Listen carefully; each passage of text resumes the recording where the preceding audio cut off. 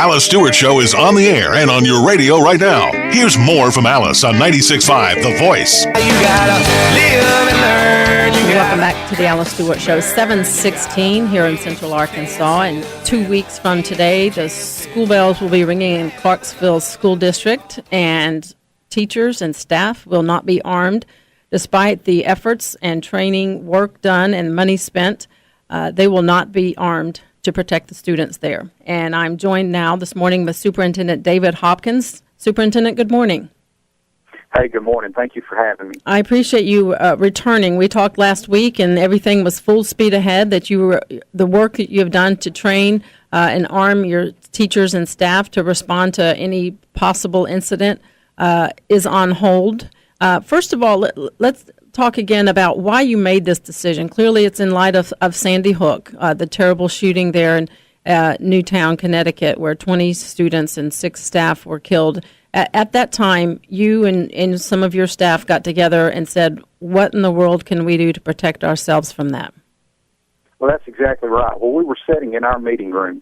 I pointed to the front door of our building, which is connected to our high school, and I said, okay, guys, a guy's walking through that door right now with a loaded firearm, bent on killing everybody he can get in contact with. What do? We're victims. We are sitting ducks. We're victims. And it's just a crying shame that our government, our very own government, is setting us up to be victims and will not allow us to try to protect our children. So it is extremely disappointing. And when we tried to put this thing together, as you said, back to your original question, we're just looking out for our kids here. This was a local decision. We're not trying to say it needs to be applied to anybody else in this state, but I believe that local people ought to have a right to come together and put together plans that fit best for their problems and for their particular nuances within their communities. And what you did, you decided that you would pick certain staff would volunteer for this, and you have trained them. You spent nearly $70,000 for training and getting them ready for this. And it's on hold now. But here's one of the things. When I was asking, I had several guests on last week talking about this, and one of them said, well, a lot of the teachers I used to have, I wouldn't want them to have a gun and be protecting the school. And my my thought was, and what I did say is that, Superintendent Hopkins helped decide who did this. And you specifically carefully selected those that you felt could handle this responsibility, and you specifically decided who should be trained and who should be carrying these weapons.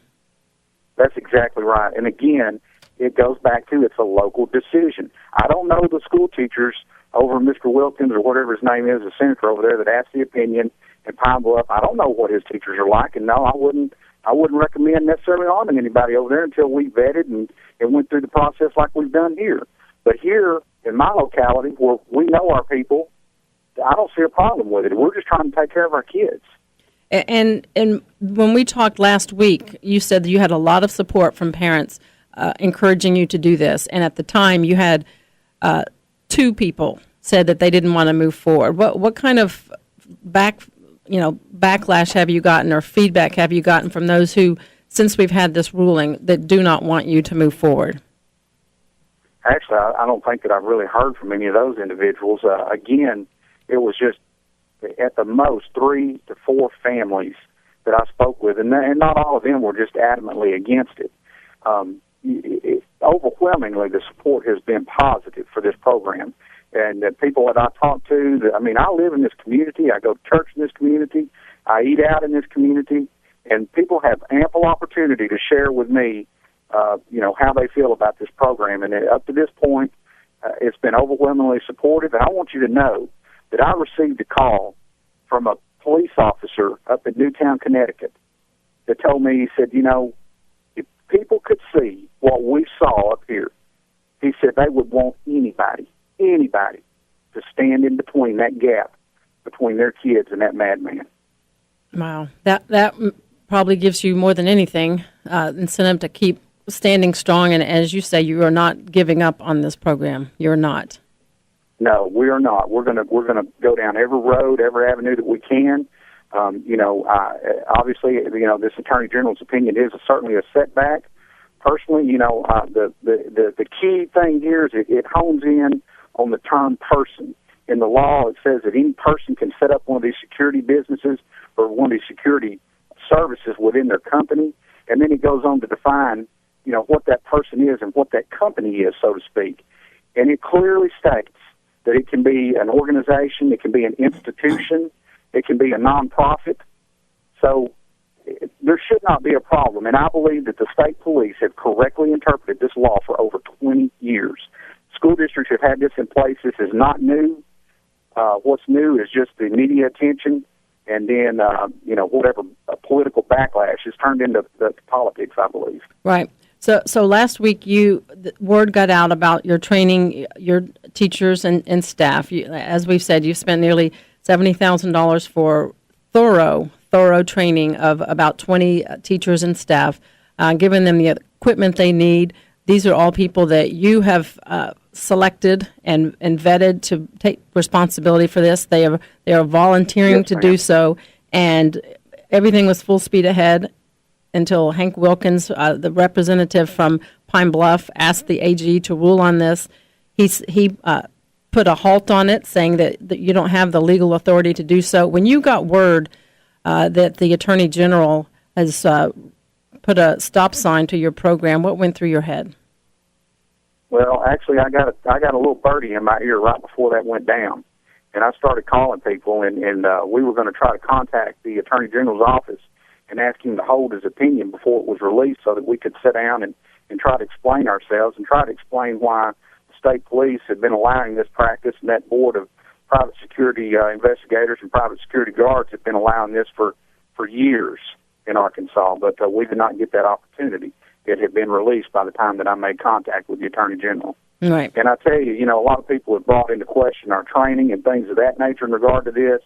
And my word to them is, I'm just a school superintendent, a school teacher, but I challenge them to find any firearms expert in the country that they want, bring them to Clarksville, Arkansas, and line that guy up against me, and we'll shoot on a square range. We'll go through the exact qualification firing range that our police are required to do out of the police academy.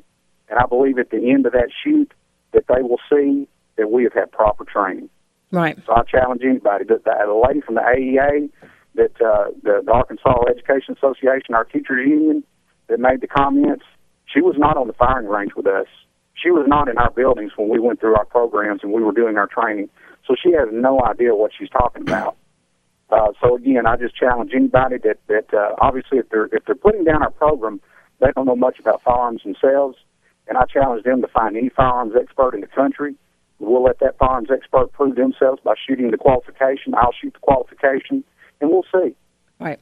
My guest is Superintendent David Hopkins of Clarksville Schools, and Dr. Hopkins, you said you got a call from a responder at the Sandy Hook incident and said that anyone that saw what they saw would do anything they could to make sure to limit the loss of life and injury in a situation like that. I was a reporter at the time of the Jonesboro school shootings. I was there just after the shootings happened, and seeing what I saw, I agree with you and the responder you heard in Sandy Hook. Anyone would want to do anything to prevent such another tragedy, and arming teachers and staff is one way to do it. And as you said, it's local control, it's local decision. That was your decision, and you were moving forward. And as you said, the government is now setting you up to be victims. That's exactly right.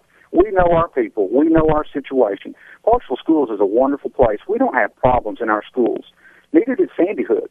That was a kindergarten, first grade, elementary school. They didn't have problems either. But that doesn't matter. None of that matters to those. When something like that happens, it's not that you have a good school or bad school or have you had this kind of problem before. But none of that matters. You go to any of those schools where this has occurred, and you ask them, do you think that this would have happened at your school? And they'll say, not in a million years would we have thought this would have happened at our school. I mean, I don't know how many airplanes have crashed up the Little Rock Airport. All I know of is that one airliner that crashed a few years ago that was a horrible tragedy. And anytime one goes down, it's horrible because obviously the number of people involved in it.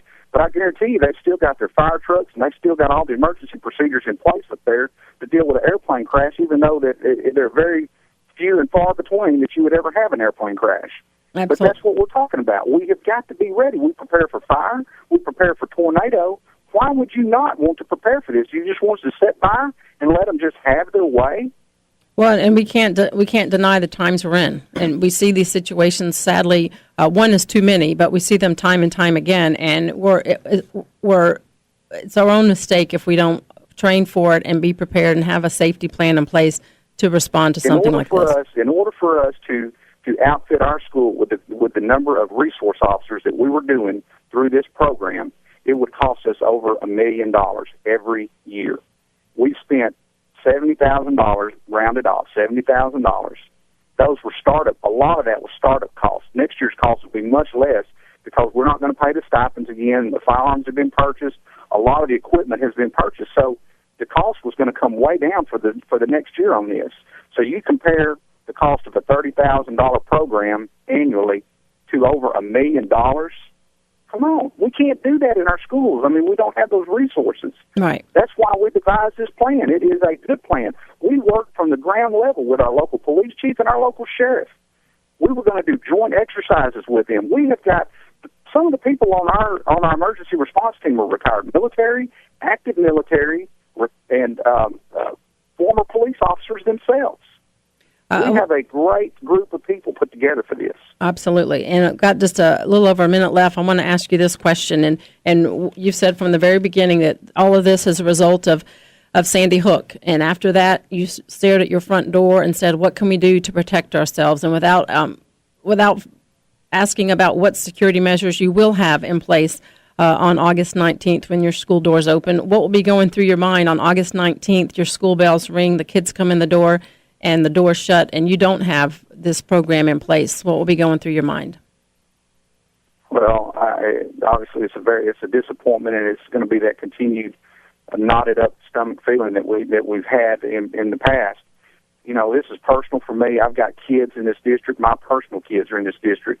But obviously, I love every kid in this district, and we're going to do everything we can to take care of our kids, just like that principal that charged that gunman at Sandy Hook. She had nothing to fight back with, but she charged him anyway. We would do the same thing.